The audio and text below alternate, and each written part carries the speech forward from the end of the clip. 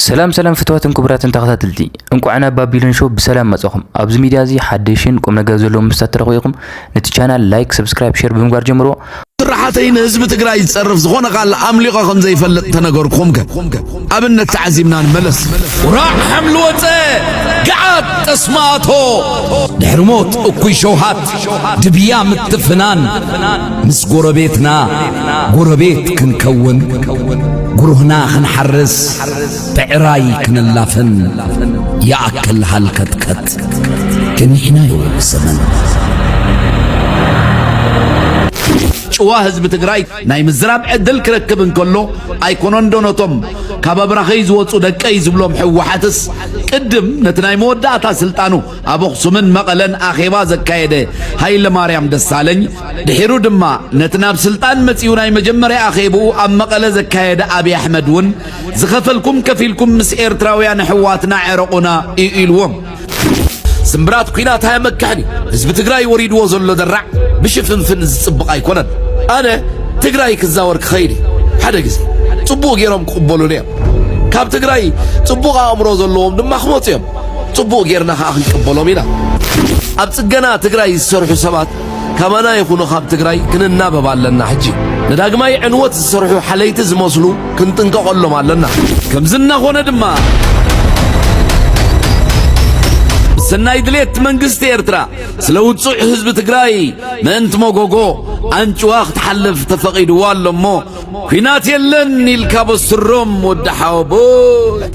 إزي أكل بالحزب تግራይ شعو انبيل كان كلها تنسيا عين حزب تግራይ زنفر انتمتيو حبا عطمولو بتبريخ كمتي ود بشاشا بركم السعمت كم منقاقا حرقت زمزحوا مدحن ودت أمي عيم زبلخ حقهم إيدا بقاتل أجو حزب تግራይ داغماي نربحناي بوليتيكا زابط تنطب دم يلان ياكل نتبراراي تواسوتات سلطان ياكل زي ودعناي دمنت غعزو ياكل نتعبيتن شفتن والقسبات ياكل نناي موت تياتر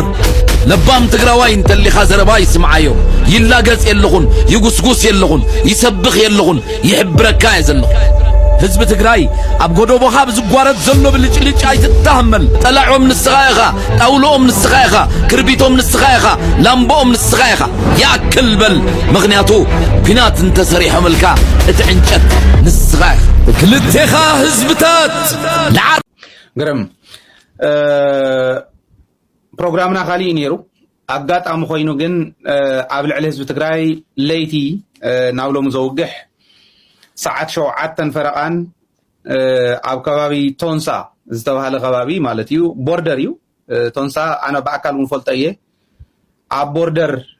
ناي عفارن ناي تግራይን زركبيو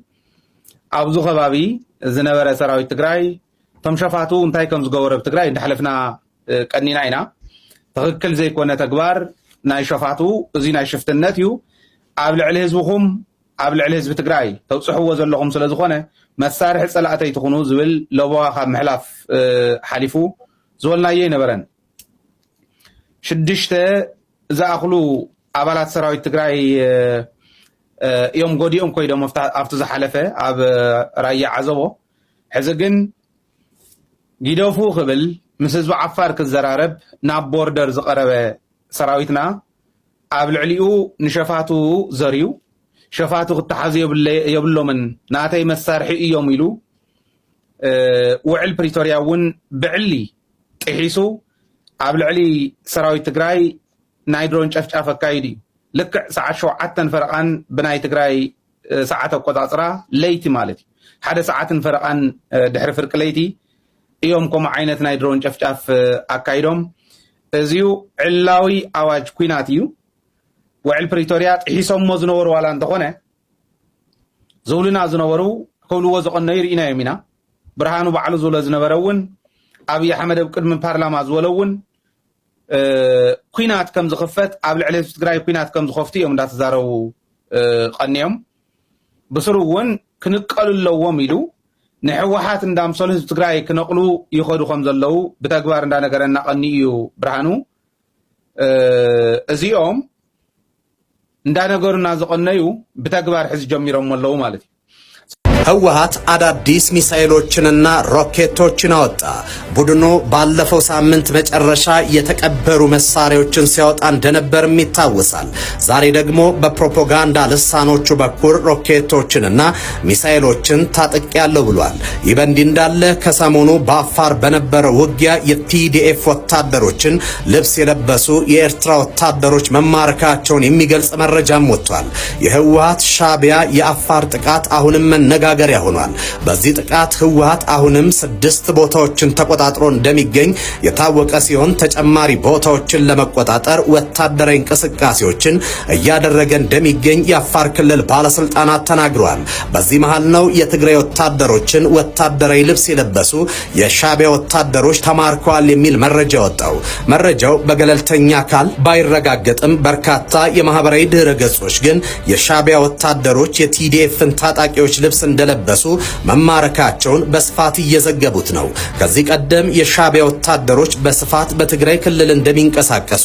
ሲዘገብ ቆይቷል። በተለይም አዲግራት፣ አድዋ፣ መቀሌ እንዲሁም ተንቤን የሻዕቢያ ወታደሮች በስፋት እንደሚንቀሳቀሱ መረጃዎች ይጠቁማሉ። ይህን ክስ በተመለከተ ግን ከሻዕቢያ በኩል እስካሁን የተሰጠ ምላሽ የለም። በሌላ በኩል ህወሓት አዳዲስ ሮኬቶችንና ሚሳኤሎች አሉኝ ሲል ወደ አደባባይ ይፋ አድርጓቸዋል። ዲጂታል ወያኔ የተሰኘው የህወሓት ልሳን በማህበራዊ ሚዲያ ላይ ባጋራው ተንቀሳቃሽ ምስል ይህንን ታጥቀናል ሲል የሚሳኤልና የሮኬት ተንቀሳቃሽ ምስሎችን አጋርቷል። ባለፈው ነሐሴ ወር በመቀሌ በተደረገ አንድ ስብሰባ ላይ ጀነራል ታደሰ ድሮንም ሮኬትም ታጥቀናል ሲሉ መናገራቸውን ለመንግስት ቅርበት ያለው ሉዓላዊ ሚዲያ ምንጮቹን ዋቢ አድርጎ ዘግቦ ነበር። አሁን ታዲያ ቡድኑ ሮኬቶችም ሚሳኤሎችም አሉኝ የሚል መረጃን እያሰራጨ ይገኛል። እነዚህ ተወንጫፊ መሳሪያዎችም ህወሓት ከግብጽ ያገኛቸው ሳይሆኑ እንደማይቀርም ተዘግቧል።